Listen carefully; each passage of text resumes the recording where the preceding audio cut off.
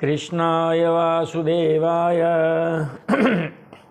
हरे परमात्मने प्रणतक्लेशनाशाय गोविंदाय नमो नमः। सच्चिदानंदरूपाय विश्वोत्पत्त्यादिहेतवे तापत्रय विनाशाय श्रीकृष्णाय वयं नमः। सभी कथा श्रोता बंधुओं को सादर जय श्री कृष्णा, जय श्रीमन नारायण। आइए चलते हैं कथा प्रवाह में सुखताल, जहाँ श्री सुखदेव जी महाराज राजा परीक्षित जी को श्रीमद् भागवत महापुराण की कथा सुना रहे हैं। आइए आप और हम सब भी चलते हैं सुखताल और सुनते हैं श्रीमद् भागवत महापुराण की कथा को श्री सुखदेव जी महाराज के मुखारबिंद से। तो पिछला प्रसंग देख लेते हैं एक बार, फिर आगे चलते हैं। पिछले प्रसंग में महाराज जी 9वां स्कंद है, उसका 15वां अध्याय हो गया था। 15वें अध्याय में परशुराम जी महाराज गए माहिष्मतीपुरी में, सहस्त्रार्जुन का जो है वध किया और अपने आश्रम की जो कामधेनु थी गाय, उसको बछड़े सहित वो लौटा लाए। अल्लाह करके उन्होंने पिताजी के आश्रम में बांध दी। सब प्रफुल्लित हो गए। आज चलेगा 16वां अध्याय। अब 16वें अध्याय में महाराज ये लड़ाई बुझी नहीं, बल्कि आगे बढ़ी और महाराज जो सहस्त्रार्जुन के जो बेटे थे उन्होंने अपने पिता का बदला लिया और परशुराम जी के जो पिताजी हैं जमदग्नि जी महाराज, उनके वो आश्रम में आए और इनके पिताजी का भी वो सिर काट कर ले गए। माता रोती रही। परशुराम जी बाहर गए हुए थे, फिर जब ये आए इनको मालूम हुआ तो महाराज फिर इन्होंने आक्रमण किया। कहते ना 21 बार क्षत्रियों से इस पृथ्वी को रहित कर दिया था, क्योंकि जो क्षत्रिय हैं और राजा भी हैं और बेरी भी हैं, तो महाराज फिर वो तो प्रतिशोध का बदला तो लेते ही हैं। वो रामचरितमानस में ऐसा लिखा है। लाओ चौपाई से शुरू करते हैं। क्षत्रिय पूनी बैरी पूनी राजा, छल बल कीन चहु निज काजा। क्षत्रिय पूनी बैरी पूनी राजा, छल बल कीन चाहि निज काजा। महाराज क्षत्रिय हो, कहीं के राजा भी हो और बेर भी उनसे ठान लिया हो, तो महाराज वो इनके न प्रकारेण छल से बल से अपना काम बनाना चाहेंगे। यहीं से बात शुरू करते हैं। श्री सुखदेव जी महाराज कहते हैं कि पित्रोपशिक्षितो रामः पित्रोपशिक्षितो रामः तथेति कुरुनंदन संवत्सरं तीर्थयात्रां चरित्वाश्रममाव्रजत। परशुराम जी ने जब सहस्त्रार्जुन का वध किया और अपनी नंदिनी गाय को लौटा करके जब आए, तब महाराज के पिताजी ने कहा था, अरे राम राम महाबाहो, हे राम, हे बेटा राम, तुमने बहुत बुरा काम किया। तुमने जो है एक इस देश के राजा को मार दिया। राजा का जो वध है वो ब्राह्मण के वध से भी ज़्यादा है, क्योंकि ब्राह्मण मरेगा तो अकेला मरेगा, लेकिन राजा मरेगा तो पूरा राज्य मरेगा। बेटा तुमने बहुत बड़ा पाप किया है, जाओ तीर्थ यात्रा करो, भगवान का नाम लो। तब पिताजी ने ऐसा उपदेश दिया। तब परशुराम जी ने कहा कि पिताजी आपकी जो आज्ञा। हे कुरुनंदन, यानी हे परीक्षित। सुखदेव जी कहते हैं कि परीक्षित, पिताजी ने जब परशुराम जी को आदेश दिया कि पाप का प्रायश्चित करने के लिए जाओ सभी तीर्थों का सेवन करो, भगवान का भजन करो। परशुराम जी महाराज ने 1 साल तक तीर्थ यात्राएं की।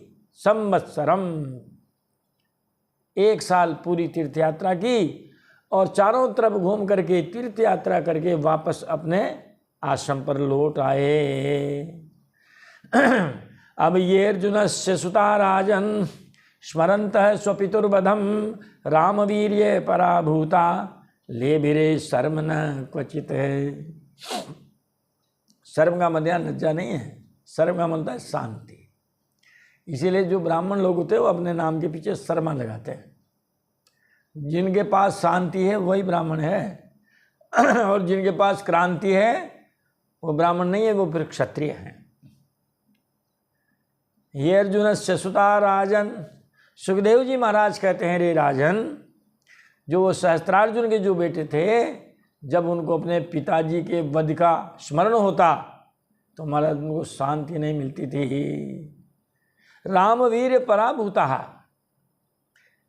कहते हैं जो परशुराम जी के से हार कर भाग गए थे, वे जो अर्जुन के जो बेटे थे, वो जब भी पिताजी के वध की स्मरण करते महाराज उनको चैन नहीं मिलती थी, हैं? न दिन में भूख होती थी और न रात की नींद होती थी।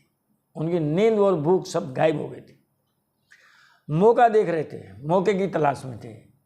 ये देखो आज इसको कहते हैं रेकी कर रहे थे, महाराज उन्होंने भी रेकी की है ये, कि अपन उस दिन धावा बोलेंगे जब परशुराम जी आश्रम में न रहे हैं। एकदा आश्रम गतो रामे, एकदाश्रम तो रामे, सभ्रातरिवनम गते वैरम सिसादयिसवो लब्ध छिद्रा उपहागमन। एक बार परशुराम जी महाराज कहते हैं भाइयों के साथ आश्रम से बाहर वन की ओर गए हुए थे। महाराज बस यही अवसर पा करके और अपने पिता के उस वध का बदला लेने के लिए सहस्त्रबाहु के लड़के वहाँ पर आ गए। हमने कहा था ना कि क्षत्रिय पुनि बैरी पुनि राजा, छल बल कीन चाहि निज काजा। छल और बल, यदि परशुराम जी वहाँ होते तो वो उस आश्रम पर आक्रमण नहीं कर पाते। परशुराम जी अपने भाइयों के साथ आश्रम की आवश्यकता के लिए फल फूल हैं समीधा इनको लेने गए थे। उसी समय उनके लड़कों ने, सहस्त्रार्जुन के लड़कों ने आकर के परशुराम जी के पिताजी के आश्रम में आकर के धावा बोल दिया। दृष्ट्वाग्निगार्यासीनम आवेशित धियम मुनिम भगवत्युत्तम श्लोके जगनुस्ते पाप निश्चया। बताओ आप, परशुराम जी के पिताजी को उन्होंने देखा कि महाराज वही यज्ञशाला में बैठे हुए हैं, अग्निगारे आसीनम, हवन जो यज्ञशाला उसमें बैठे हुए थे। आवेशित धियम मुनिम, महाराज उन्होंने तो बुद्धि को एकाग्र करके भगवान के चरणों में लगा रखा था। भगवती उत्तम श्लोके आवेशित धियम, भगवान श्री हरि है, उनकी श्री चरणार बिंदों में जिनका ध्यान लगा हुआ है, ऐसे मुनि को उन्होंने जो है उस यज्ञशाला में ध्यान मुद्रा में बैठे देखा। ते पाप निश्चया जगनु, तब महाराज उन पापियों ने और जमदग्नि ऋषि को मार डाला। थे ना आतंकवादी, पहलगांव में हुआ ना भी आतंकवादी हमला, बेचारे घूमने गए थे वो, तो क्या कसूर उनका है? अरे भाई वेद लेना है, झगड़ा करना है, आपको हिंदुस्तान लेना है, ये अपने कश्मीर लेना है तो सेना से भिड़ो, हैं? बताओ। तो महाराज इस प्रकार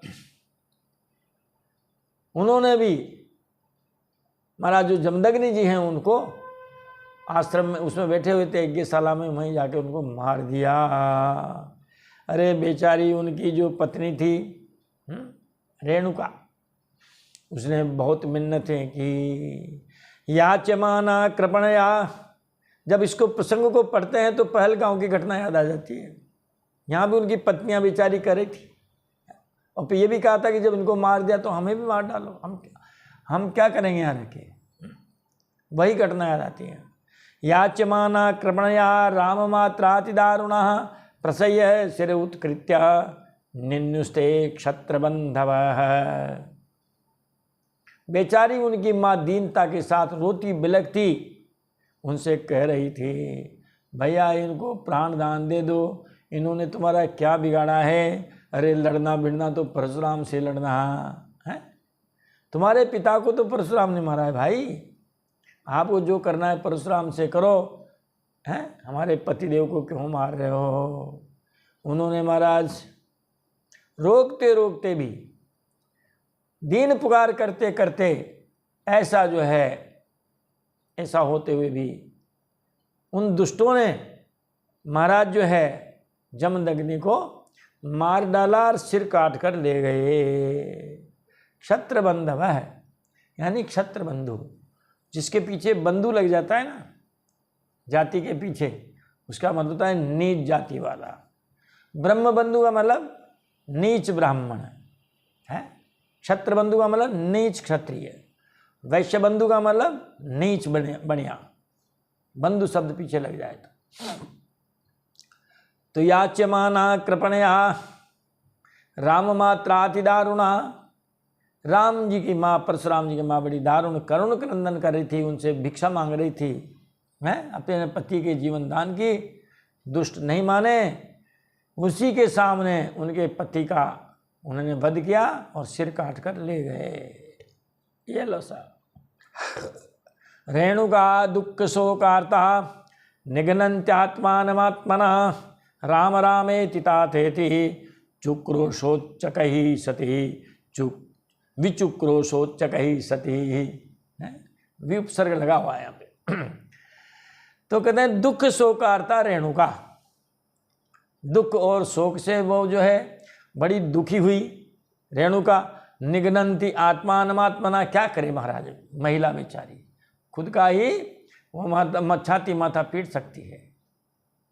उसने अपने छाती और अपना सिर पीटा, जोर जोर से रोने लगी, हे बेटा परशुराम, हे बेटा परशुराम, हे बेटा परशुराम, तुम कहाँ हो, शीघ्र आओ, हे बेटा तुम जल्दी आओ, आश्रम में अनर्थ हो गया है। इस प्रकार माता रेणुका ने जब जोर जोर से रोई और इस तरह आवाज़ लगाई, वो आवाज़ उस निर्जन वन के सन्नाटे में परशुराम जी ने सुना है महाराज। और फिर परशुराम जी आश्रम की ओर आए हैं। तदुपस्तृत्य दूरस्थो हारमित्यार्तवत् स्वनम त्वरयाश्रममासाद्य ददृशे पितरम हतम। जब तक आए तब तक महाराज वो दुष्ट उनके पिताजी को मार करके उनका सिर काट करके ले गए। यह भी होती है ना ऐसी दुर्घटनाएं, दुष्ट करते ना पड़ोसी देश वाले अपने सैनिकों के साथ बर्बरता, ये देखो आप बर्बरता तब भी होती थी। फिर परिणाम क्या है, देखो बेटों भुगत लो तुम। फिर होती है एयर स्ट्राइक, है फिर उठती है तुम्हारी कितनी कितनी अर्थियाँ एक साथ। तदुपस्तृत्य दूरस्थो, माता जी की इस प्रकार करुण क्रंदन को दूर पर स्थित वन में स्थित परशुराम जी ने सुना कि कोई हमें आवाज़ दे रहा है। क्या कर रहा है, हा राम, यानी हे बेटा परशुराम, हे बेटा परशुराम। आर्तवत स्वनम, है ना, स्वनम इति नादम, इस प्रकार का नाद सुनाई दिया। कैसा नाद, आर्तवत यानी दुखिया, दुख से भरा हुआ। ऐसा जब उन्होंने आर्त क्रंदन जब सुना परशुराम जी ने, महाराज वो फुर्ती से आश्रम की ओर आए हैं। त्वरया आश्रम आसाद्य, बहुत शीघ्रता के साथ वे आश्रम में आए हैं तो देखा है कि पिता की लाश पड़ी हुई है और इनका सिर गायब है। अरे महाराज परशुराम जी को बड़ा दुख क्रोध सब कुछ आया उस समय। तद्दुख रोषातिमर्षि तद्दुख रोषामर्षार्ति, दुख शोक अमर्ष और आरती। शोक वेग विमोहितः हातात साधु धर्मिष्ठ त्यक्त्वास्मान स्वर्गतो भवान।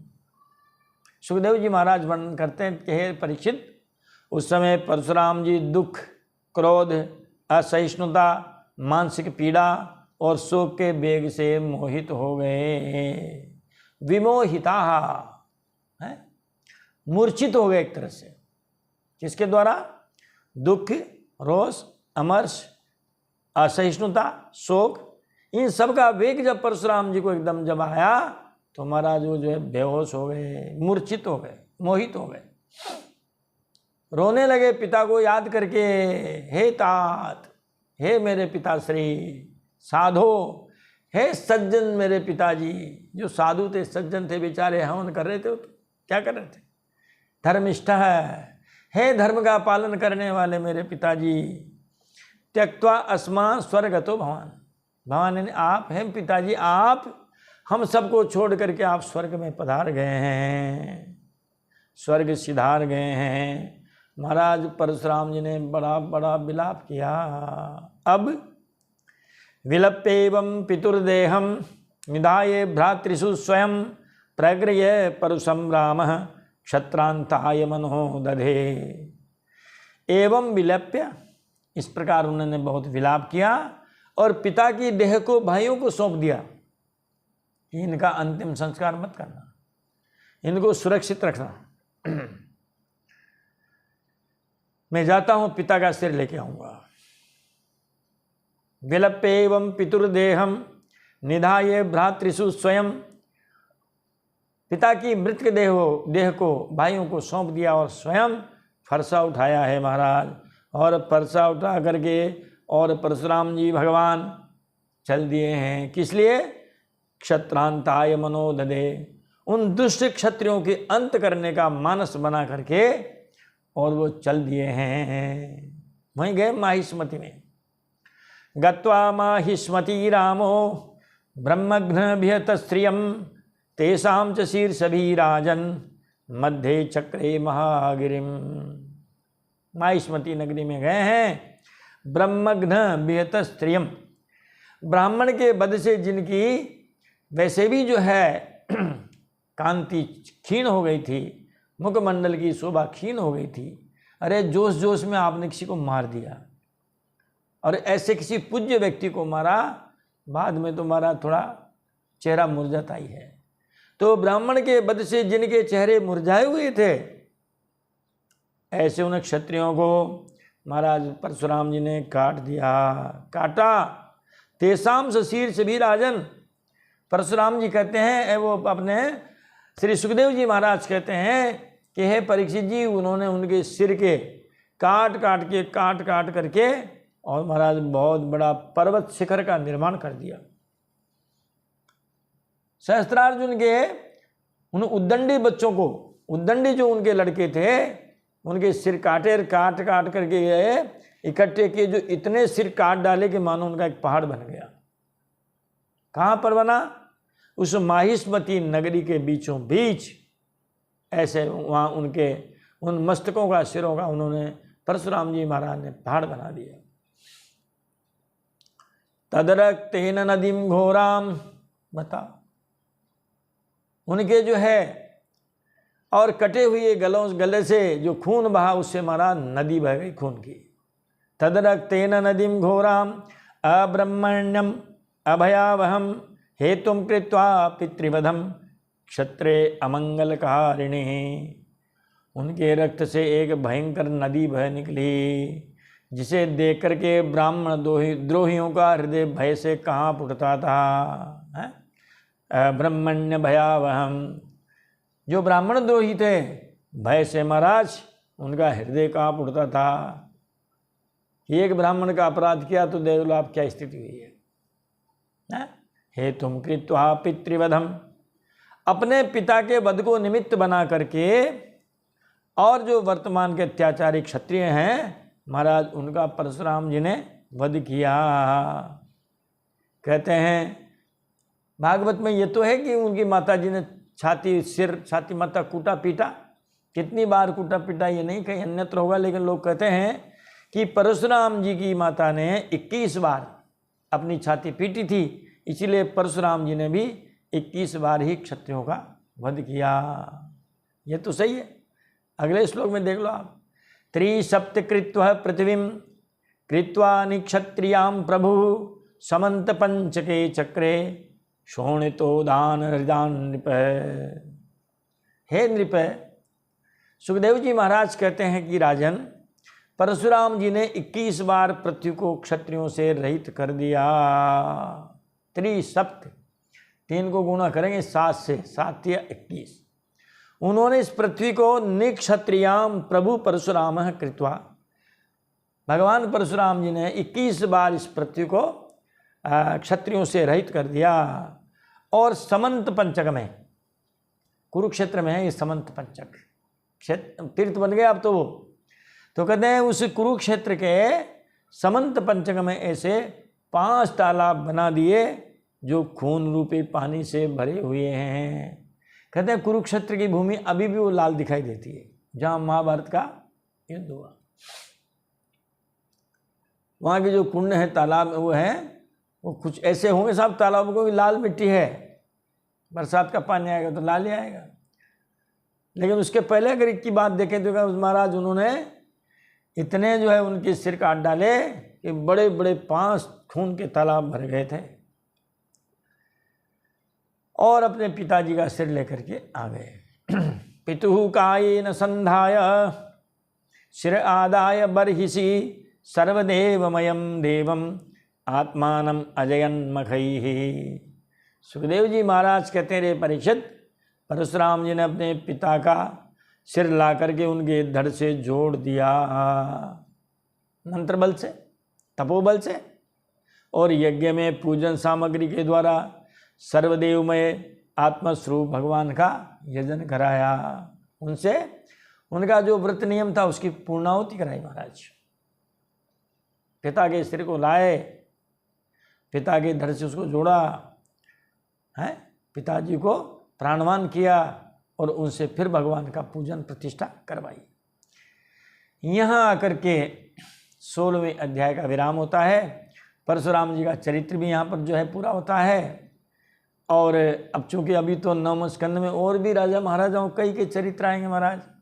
हमने शुरू में कह दिया था कि भाई ये 9वां स्कंद जो है ना, बेचारे वो जो है ना कथावाचक महोदय, वो इस स्कंद में बस एक एक अध्याय को ऐसे कथा करेंगे महाराज, तो कथा तो 7 दिन में लग जाएंगे, बेटा पोता पड़पोता उनका ये और उनका ये। तो यहाँ तक परशुराम जी की लीला का वर्णन हुआ। ये भगवान के अवतार हैं, 24 अवतारों में भी गिने जाते हैं और 10 अवतारों में भी गिने जाते हैं। बोलिए परशुराम जी भगवान की जय। पुरुरवा के जो 6 पुत्र हुए थे उनमें से एक पुत्र का नाम था आयु। आयु के पुत्र हुए नहुष, और फिर नहुष से हुए ययाति। हालांकि और भी है, क्षत्रवृद्ध है, रजी है, ऐसे राजाओं का वर्णन भी उन्होंने किया है 17वें अध्याय में। और इन राजाओं का, किनका, क्षत्रवृद्ध, रजी, नहुष और ये नहुष के पिता आयु, इन सब का वर्णन करके उन्होंने जो है 17वें अध्याय को भी विराम दे दिया। अब 18वें अध्याय में महाराज राजा जो ययाति है उसके चरित्र का वर्णन महाराज जो है श्री सुखदेव जी महाराज करते हैं। लाओ देख लेते हैं, ज़्यादा बड़ा अध्याय नहीं है। तो इसमें राजा ययाति की कथा सुने आप। राजा ययाति की कथा, अध्याय नंबर 18। श्री सुक उवाच यतिर्ययाति संयाति आयतिर्वियति कृति षड्मे नवस्यासन इंद्रियाणि वदेहिनः। इंद्रियाणि वदेहिनः, देहिना का मतलब क्या हुआ? कहते हैं जीवात्मा, देह और देही। देह यानी शरीर, और जिसका ये शरीर है वह है देही, शरीरी। अरे इसमें से आत्मा को निकाल दो, अब क्या बचा? अब बचा देह। जब तक इसमें इसका स्वामी बैठा हुआ है तब तक ही तो हम आपको कथा सुना रहे हैं। वो जब इसमें से चला जाएगा महाराज, पिंजरा थोड़ी बोलता है, वो तो तोता बोलता है अंदर का है। चित्रकोटी दूध रोटी बोल तो बेटा राम राम, तो पिंजरा बोलता है कि तोता बोलता है? तोता बोलता है महाराज। तो अंदर है कोई ऐसा तोता जो बोलता है? तो जिस प्रकार जीवात्मा की 6 इंद्रियां होती है, अब आपको 6 कौन से? 5 ही तो होती है। छठे मन को ले लीजिए आप। हमारी आँख, कान, नाक, मुंह, मुंह में भी जीभ। देखो मुंह में 2 इंद्रियां हैं। अगर वाणी को कहेंगे तो एक कर्मेंद्रियां हो जाएगी, और जीभ जो अपनी स्वाद चखती है, रसनेन्द्रिय, क्योंकि 5 विषय हैं, 5 तत्व हैं, शब्द, स्पर्श, रूप और रस। रस को ग्रहण करने वाली जो है वो जिह्वा है और त्वचा। ये 5 तुम्हारी ज्ञानेंद्रियां हो गई, और 5 ज्ञानेंद्रियों के साथ मन को भी लेना पड़ेगा। ये मन को जो है उभय इंद्रिय कहा है, ये कर्मेंद्रिय भी है और ये ज्ञानेंद्रिय भी है। तो जिस प्रकार जीवात्मा की 6 इंद्रियां होती है, उसी प्रकार कहते हैं महाराज नहुष के 6 पुत्र थे। नहुष के पुत्रों में के नाम है यति, यति नाम से मालूम हो गया भाई ये बाबा जी बन गए। संयाति है ना, ये थोड़े आगे चले, याति का मतलब होता है जाना, है ना, या प्रापण धातु है, याति यात है, यान्ति, ऐसे इसके रूप चलते हैं, है ना। तो ये याति, संयाति, आयाति, वियति और कृति। बताओ आप, 6 बेटे थे महाराज नहुष जी के। तो 6 बेटों में से यति तो यति हो गए, ययाति राजा बने। अब बचे 4 भाई। ययाति ने जब राज सिंहासन पर बैठे, उनका भी हिस्सा कर दिया, जाओ भाई एक एक दिशा में 25-25 गांव तुम भी ले लो, आनंद करो। अब नहुष का क्या हुआ महाराज, नहुष को जो है कुछ दिनों के लिए, हम आपको कथा सुना है 6ठे स्कंध में कि इंद्र को ब्रह्म हत्या लगी 2 बार। एक बार तो उनके गुरु, उन्होंने नए नए गुरु बनाए थे, वो विश्वरूप जी, तो विश्वरूप जी का वध किया, तब भी ब्रह्म हत्या लगी। उन्होंने 4 जगह बांट दी थी, वो पृथ्वी में बांट दी थी, जल में बांट दी थी, महिलाओं में बांट दी थी, वनस्पति में बांट दी थी, इनको कुछ वरदान भी दे दिए थे, हैं। फिर दोबारा कब लगी, जब वृत्रासुर का वध किया, वो भी ब्राह्मण त्वष्टा के ही तो बेटे हैं, अग्नि से पैदा हुए हैं, पैदा तो उन्होंने किए। तो उस समय थोड़ी देर के लिए जब इंद्र भगवान जब तक ब्रह्म हत्या से मुक्त नहीं हुए, तब तक के लिए नहुष को बनाया। तो नहुष को जब बनाया तो उन्होंने महाराज इंद्राणी को भी बुलाया कि भाई जब हम इंद्र बन गए तो इंद्राणी हमारी है। और इतनी आतुरता थी उनमें कि उसको जल्दी लाओ। कहा महाराज जल्दी कैसे, कि ऐसा करो, ये ब्राह्मण पंडित खाते पीते पड़े रहते हैं, पालकी जोत दो, ब्राह्मणों को जोत दो पालकी में, बैठा लाओ उनको। बताओ, पालकी में गुरु ब्राह्मणों को जोत दिया ऋषि मुनियों को, ऐसी होती है पागलपंथी, है ना। जाको प्रभु दारुण दुख देई और ताकि मती पहले ही हर लई। जाको प्रभु दारुण दुख देई ताकि मति पहले हरि लेई। जाको प्रभु दारुण दुख देई ताकि मति पहले हरि लेई। जोध्या साहब, और जब उनकी गति ठीक नहीं थी, धीमी गति से चल रहे होंगे, नहुष ने लात मार दी महाराज, शायद भृगु ऋषि की लात मार दी, जो आगे आगे जुते हुए थे, क्योंकि लात तो आगे वाले की पड़ेगी। अरे महाराज गुस्से में हो गया, ऐ चाले जा तू, सांप बन जा। तो उनको महाराज सांप बना दिया, और वो इंद्राणी जी भी धरे रह गए, और वो इंद्रपद भी धरा रह गया, और वो नाग बाबा बन गए महाराज। श्लोक में इसका ये लिखा है, पितरी भ्रंसते स्थानात् इंद्राण्या दर्शना द्विजैहि प्रापिते अजगरत्वं वै ययाति रभवन नृपः। सुखदेव जी महाराज कहते हैं कि हे परीक्षित, जब इंद्र पत्नी सची के सहवास करने की चेष्टा करने के कारण ययाति के पिता नहुष को अगस्त्य आदि ब्राह्मणों ने, चलो नाम भी आ गया, अगस्त्य आदि ब्राह्मणों ने इंद्र पद से गिरा दिया, उनको अजगर बनने का श्राप दे दिया। वे अजगर बन गए, तब उनके पद पर कौन बैठे, ययाति बैठे। चतस्त्री स्वादिशदिक्षु भ्रातृन् भ्राता यवीयसः कृतदारो जुगो पूर्वीं काव्य से वृषपर्वणः। उन्होंने महाराज काव्य से यानी शुक्राचार्य जी की बेटी है ना, और वृषपर्वणः वृषपर्वा की बेटी, शुक्राचार्य की बेटी देवयानी, वृषपर्वा की बेटी शर्मिष्ठा। कहते इन दो से विवाह किया ययाति ने, है? चारों भाइयों को 4 दिशाओं का राह दे दिया। यवीयसः भ्रातॄन्, जो छोटे भाई थे उन छोटे भाइयों को उन्होंने क्या दिया? चतस्रु दिक्षु आदिशत, 4 दिशाओं का राह दे दिया। और स्वयं ने महाराज शुक्राचार्य जी की बेटी देवयानी से और वृषपर्वा की बेटी शर्मिष्ठा से विवाह किया और महाराज वो राज्य सुख का भोग करने लगा। उर्विम जुगोप, यानी पृथ्वी का पालन रक्षा करने लगा। तो महाराज वास्तव में तो देवयानी ही ययाति की पत्नी थी, शर्मिष्ठा तो उस देवयानी की दासी थी। किंतु जब शर्मिष्ठा के भी ययाति से संतान पैदा हुई तब शुक्राचार्य जी ने उसे वृद्धावस्था का शाप दिया। ये 2 राजकुमार, एक ब्राह्मण पुत्री है जो देवयानी है तो शुक्राचार्य की बेटी है, शर्मिष्ठा वृषपर्वा की पुत्री है।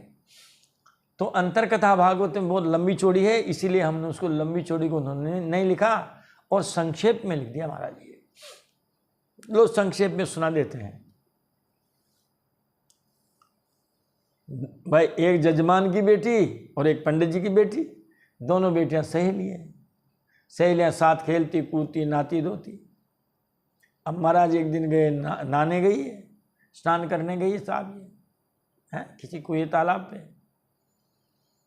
कपड़े बाहर रखे हुए थे। अब ऋषि मुनि कोई आए उधर से, उनको देख के हड़बड़ाहट में भगी है ना। तो देवयानी ने क्या किया, शर्मिष्ठा के कपड़े पहन लिए और शर्मिष्ठा ने देवयानी के,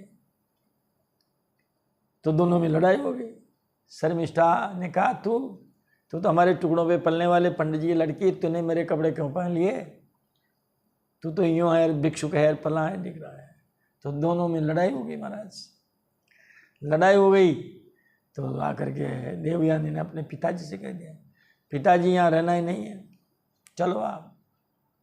पिताजी की इकलौती बेटी महाराज, इकलौती बेटियां ज़्यादा परेशान करती है ना। पंडित अब आपको कि पंडित जी आपके क्या, हमारे 3 है ना, तो 3 में परेशान नहीं करती बेचारियाँ, है ना।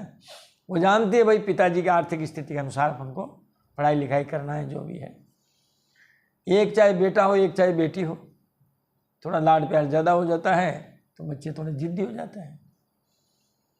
तो देवयानी ने हट पकड़ ली कि पिताजी इनके राज्य में रहना ही नहीं है, चलो। चले गए शुक्राचार्य जी। पड़ोसी राजाओं को मालूम हुआ तो महाराज उन्होंने जो है युद्ध का संदेश भेज दिया वृषपर्वा के पास।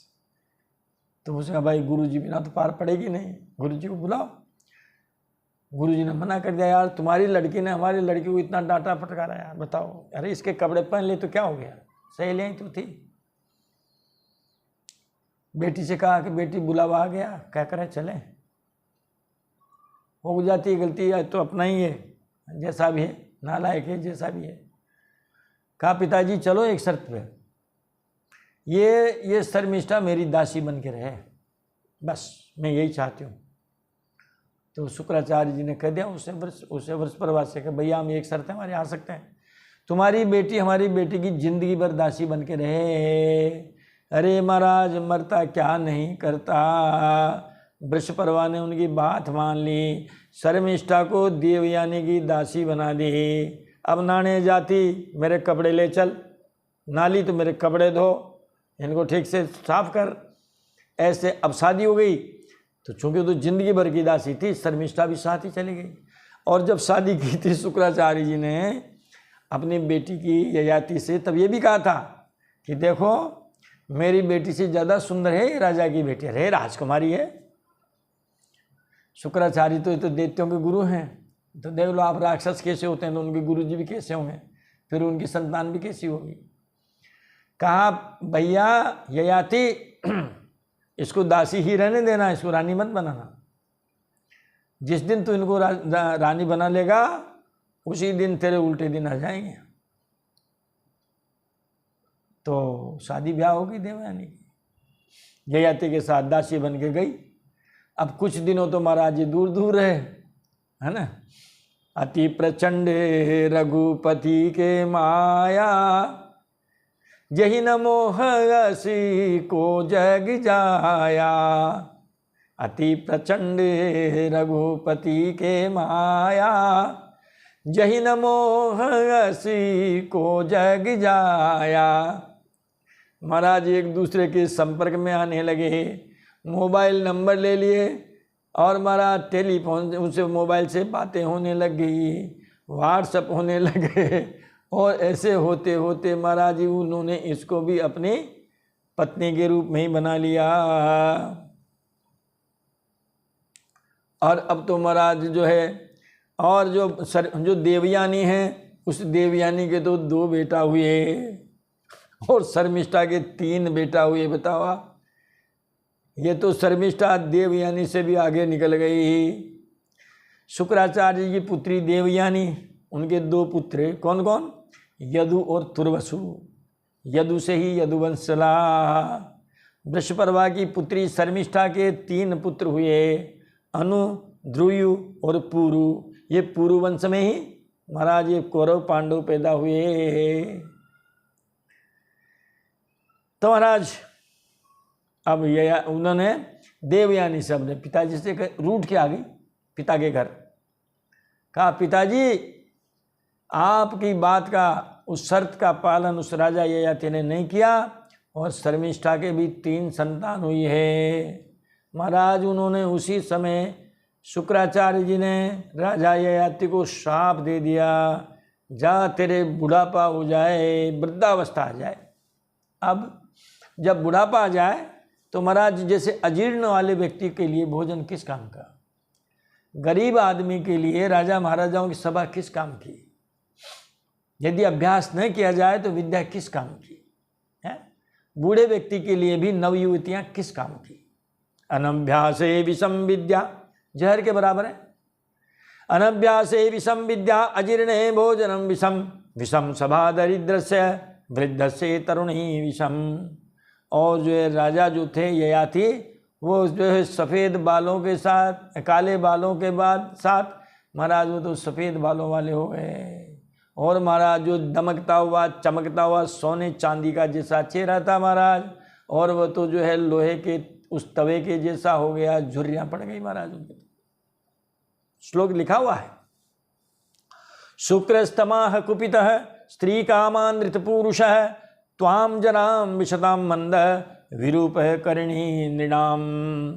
शुक्रस्तमाह कुपितः, शुक्राचार्य जी ने क्रोधित होकर के किससे कहा? कहा महाराज ययाति से कहा, स्त्री काम, अरे स्त्रियों के लोभी, अनृत पुरुष है, झूठे आदमी, तेने मुझसे कहा था हाँ गुरुजी आपकी कन्या से ही विवाह करेंगे, ये दासी रहेगी। अब बताओ, हमारी कन्या के 2 बेटा और दासी के 3 बेटा हैं, तो झूठा वाग नहीं हुआ। अरे स्त्री लंपटे, त्वाम जनाम विशताम मंद, मंद का मतलब मूर्ख। अरे मूर्ख, जा तुझे बुढ़ापा घेर ले।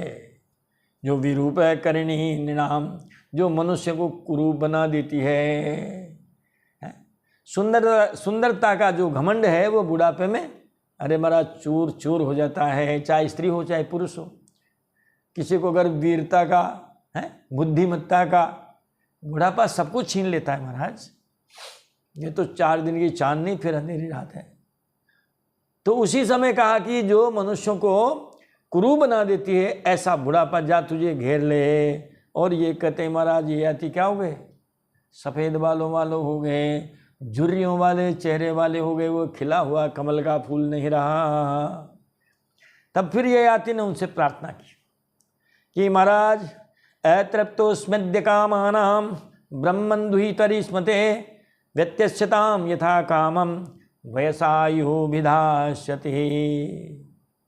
महाराज पैरों में पड़ गया, महाराज अभी हमारी युवावस्था है, आप कृपया हमारे ऊपर कृपा करो। मैं अभी ये जो भोग विलास कामना है इनसे मेरी तृप्ति नहीं हुई है। और कहते हैं महाराज आपकी पुत्री की भी अभी भोग विलास की कामना पूरी नहीं हुई है, इसीलिए महाराज आप इस श्राप को लौटा लीजिए। तब शुक्राचार्य जी को थोड़ी दया आई उस पर, अपनी बेटी पर भी, क्योंकि अरे बेटी जवान हो, दामाद बूढ़ा हो, ये किसको पसंद है? बेटी जवान तो दामाद जी भी जवान, समान अवस्था वाले होने चाहिए। जाओ व्यत्यस्यताम, बदल लो अपना बुढ़ापा, तुम्हारे कोई भी हो रिश्तेदार हैं, बेटा हो, बेटी हो, संबंधी हो, कोई भी हो, अगर कोई व्यक्ति तुम्हें महाराज अपनी जवानी देता हो, तुमसे बुढ़ापा लेता हो, तो तुम अपनी अवस्था बदल सकते हो, ये कहा। जब उसने कहा महाराज कृपा करो, तो शुक्राचार्य का ठीक है, जाओ, जो प्रसन्नता से तुम्हें अपनी जवानी दे दे उनसे अपना बुढ़ापा बदल लो, ये कहा। जब ययाति ने यदु से वृद्धावस्था लेने के लिए कहा, तब यदु, तुर्वसु, द्रुयु और अनु, इन्होंने पिता की आज्ञा अस्वीकार कर दी। तब पिता ने इनको श्राप दिया कि जाओ, तुम कभी राजा बनोगे ही नहीं। इसीलिए यदुवंश के लोग कभी राजा नहीं बने हैं। नाना जी को ही बनाया ना राजा, मथुरा में भी, द्वारिका में भी नाना जी रहे, है ना। भगवान कृष्ण राजा नहीं बने, इनके पूर्वज भी नहीं बने, इनके बाद वाले भी नहीं बने। देखो महाराज, ये यदु को, चारों को श्राप है, यदु, तुर्वसु, द्रुयु और अनु, इन्होंने मना कर दिया।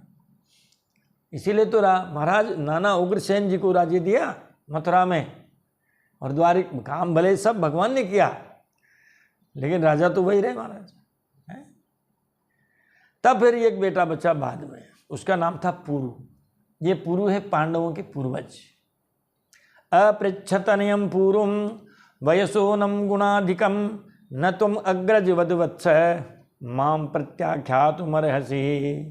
इसके बाद उन्होंने पुरु से पूछा, जो सबसे छोटा था, अपृच्छतनयम पूरुम वयसा ऊनम, उम्र में सबसे छोटे थे, लेकिन गुणाधिकम, गुणों में सबसे बड़े थे, गुण सबसे ज़्यादा थे।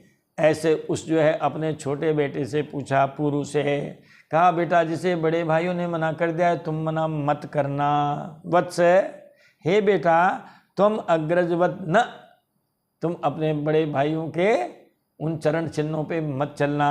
देख, पिता की आज्ञा को इन चारों भाइयों ने नहीं माना। माम प्रत्याख्यातुमर्हसि, अरे तुम्हें मेरी बात नहीं टालनी चाहिए। जैसे तुम्हारे भाइयों ने मेरी बात टाल दी, तो तुम्हें मेरी बात को नहीं टालना चाहिए। तब पुरु ने कहा, पिताजी, कौन लोके मनुष्येन्द्र पितुरात्मकृत पुमान, आत्मकृत पितुरात्मकृत, पिता के आत्मस्वरूप। अरे पिता वही जाए ते पुत्र है, पिता ही तो पुत्र के रूप में पैदा होता है। तो हे मनुष्येन्द्र, यानी हे पिताजी, पिता से पैदा होने वाला ये जो शरीर है, इस शरीर से महाराज पिताजी का प्रति उपकार भला कौन कर सकता है? उनके उपकारों का बदला कौन चुका सकता है? प्रतिकर्तुम क्षमो यस्य प्रासादात विन्दते परम। यदि पिता की कृपा हो जाए, पिता के आशीर्वाद मिल जाए, तो महाराज वो तो कहते हैं परमात्मा को भी प्राप्त कर लेते हैं, परम पद को प्राप्त कर लेते हैं, मोक्ष को प्राप्त कर लेते हैं। यस्य प्रासादात परम विन्दते, जिन पिता की आशीर्वाद से मनुष्य परम पद को प्राप्त कर लेता है, उन्हीं के द्वारा ये शरीर प्राप्त हुआ है। महाराज ऐसे पिता का और जो महाराज उनके उपकारों का बदला कौन चुका सकता है? महाराज उन्होंने 4 प्रकार के बेटे बताए हैं। देख लो आप हम सभी पुत्रवान हैं कि उत्तमश्चिंतितम कुर्यात्, प्रोक्तकारी तो मध्यमः, अदमो श्रद्धया कुर्यात्, अकर्तोच्चरितम पितुः। पहला कौन? पिताजी की मनोस्थिति को समझ करके ही, भांप करके ही काम कर दे। अरे सर्दियाँ आ गई है भैया, अगर ये भी कह दिया कि आजकल अब सर्दी का मौसम शुरू हो गया, बस ज़्यादा नहीं कहा, तो बच्चा समझ जाएगा कि पिताजी के लिए च्यवनप्राश के डिब्बे ले आओ। चिंतितम कुर्यात्, अरे भैया अब गर्मी का मौसम आ गया, मतलब आम वाम ले आओ, अमरस वगैरह का लगाओ, बढ़िया है, अमरस भात बनाओ। अरे भैया बरसात आ गई है, बस इतना कहा केवल कि बरसात आ गई है। इसी में तो वो लाडी से कह देगा उसकी पत्नी से, आज पिताजी ने कह दिया बरसात आ गई है, बरसात का मौसम हो रहा है, महाराज छना छन पकौड़ियाँ निकलने दीजिए। तो उत्तमस चिंतिता कुर्यात, उत्तम श्रेणी का बेटा वो जो पिता की मनस्थिति को देख करके उनका काम कर दे। और प्रोक्तकारी तो मध्यमा, बीच वाला कहने के बाद काम करे। चलो एक बार कहते काम कर दे, भैया सर्दी आ गई है, च्यवनप्राश का डिब्बा ले आना तो ले आया, भैया गर्मी आ गई आम वाम ले आना तो ले आया, भैया बरसात आ रही है तो पकौड़ी वकौड़ी बना देना तो बन जाएगी। ये मध्यम है। अधमो श्रद्धया कुर्यात, अधम कौन? कहा जो बार बार कहने पर करे और करने के बाद आपकी थाली में पकौड़ी रखे और लायर कहे, हैं अरे इतने दिनों से तुम हमारे पीछे पड़े हो, न खाने देते न सोने देते, लो ये लो पकौड़ी, हैं ये लो तुम्हारा डिब्बा, फेंक देगा दूर से। कह रहे थे ना सर्दियाँ आ गई, सर्दियाँ आ गई, जीव खा रहे थे तुम हमारा, हैं च्यवनप्राश लाओ, च्यवनप्राश लाओ, ये तुम्हारा च्यवनप्राश लो, और ये कह के डिब्बा आपकी तरफ फेंक देगा। तो जो नाराज हो करके बहुत दिनों बाद अश्रद्धया यानी रूखे मन से करेगा, वो तीसरे नंबर का है। चौथे नंबर का, आप पैर पट के मर जाओ लेकिन आपका काम नहीं करेगा। वो कह देगा कि सब मर गए क्या, मैं ही बचा हूँ क्या, मैं रहूँ मेरे बाप को, है इस प्रकार झल्लाएगा, है और झल्लाएगा और काम भी नहीं करेगा। महाराज ये चौथे तरह का है। तो उन्होंने कहा चौथे प्रकार का तो मानो ये माता पिता का की संतान नहीं है, उनके मलमूत्र के समान ही है? कितनी बड़ी बात की साहब पुरु ने। इति प्रमुदितः पुरुः प्रत्यगृह्णां जरां पितुः सोपि तद्वयसा कामान यथावज्जुजुषे नृपः। सुखदेव जी कहते रहे राजन, इस प्रकार बड़ी प्रसन्नता के साथ पुरु ने अपने पिता की वृद्धावस्था ले ली और अपनी जवानी पिताजी को दे दी। बताओ साहब, ऐसे से भी हुए पता। सोपि तद्वयसा कामान, सोपि यानी वह भी, ययाति भी। अब महाराज युवावस्था मिल गई, इसलिए पुनः महाराज वह भोग विलासों को भोगने लगा, विषयों का सेवन करने लगा। एवं वर्ष सहस्राणि मनः षष्ठैर्मनः सुखम विदधानोपि न तृप्तत् सार्वभौम कदिन्द्रियैः। अरे महाराज उसने हजारों वर्षों तक अपनी उन स्वस्थ इंद्रियों के द्वारा, लेकिन वो बुरी भी है, उन बुरी इंद्रियों के द्वारा, मन सहित अपनी 5 ज्ञानेंद्रियों के द्वारा। भाई जो सुखोपभोग है वो तो 5 ज्ञानेंद्रियां करते हैं, हाथ पैर क्या करते हैं बेचारे, ये तो नौकर है। मन में विचार आया, अरे रतन सेव भंडार क्या, चलो अच्छी कचौरी मिलती है तो महाराज देखो आप सरपट पैर दौड़े हैं, हाथ गाड़ी वाड़ी का स्टीयरिंग पकड़ा है, वहाँ गए हैं, पैसे निकाले, लेकिन आनंद तो जीव ने लिया महाराज, और जीव के माध्यम से मन ने लिया, क्योंकि सुख दुख तो मन को होता है। मनोनुकूल वेदनीयम सुखम, मना प्रतिकूल वेदनीयम दुखम। दुख और सुख की जो हमारे ऋषियों ने उन्होंने परिभाषा की है वो ये की है कि मन के अनुकूल होना सुख और मन के प्रतिकूल होना दुख। तो उन्होंने 1000 वर्षों तक मनः षष्ठी ही मनः, एक जगह मन और दूसरी जगह मन, एक जगह मन का मतलब है इंद्रियां, दूसरी जगह का है मन, क्योंकि मन सहित इंद्रियां 6 हो गई, इसीलिए षष्ठ शब्द का प्रयोग हुआ। इन 6 इंद्रियों के सहित है उन्होंने क्या किया, पूरी भोग विलासों का, विषयों का उन्होंने भोग विलास किया, लेकिन फिर भी वो तृप्ति नहीं हुआ। ययाति की भोगों से तृप्ति नहीं हुई। 1000 वर्षों तक ययाति ने अपने उन उत्संकल इंद्रियों के साथ, कदिंद्रिय कुत्सित ही इंद्रिय ही इति कदिंद्रिय, जो बुरी इंद्रियां हैं उन बुरी उत्संकल इंद्रियों के साथ मन को जोड़ करके और उनके प्रिय विषयों को भोगा, परंतु इतने पर भी चक्रवर्ती सम्राट ययाति की भोगों से तृप्ति नहीं हुई। यहाँ 18वें अध्याय का भी विराम हो गया है और हम भी देते हैं वाणी को विराम। मिलते हैं आपसे फिर अगले वीडियो में। तब तक के लिए आप खूब कथा सुने, लोगों को सुनावें, इसका खूब अच्छा प्रचार प्रसार करें, क्योंकि हमारी कथा जो है ये 2 लक्ष्य करके हमने इस कथा को शुरू किया है। हमारे सामने 2 प्रयोजन हैं, स्वांत सुखाय परिजन हिताय, अपनी आत्मा की संतुष्टि के लिए और परमार्थ के लिए हम ये कथा कर रहे हैं, जिससे हमारा भी भला हो, आप सबका भी भला हो। तब तक के लिए जय श्री कृष्ण, बोलिए वृंदावन बिहारी लाल की जय, गोवर्धन नाथ की जय। और यहाँ पर अब ययाति इनका भोग विलास, अब उसका मन भर जाएगा। अगली जब कथा आएगी 19वीं कथा, उसमें हम आपको वैराग्य का, ययाति को कैसे वैराग्य हुआ इसका वर्णन करेंगे। तब तक के लिए जय जय श्री राधे, जय जय श्री सीताराम, हर हर हर महादेव शंभो।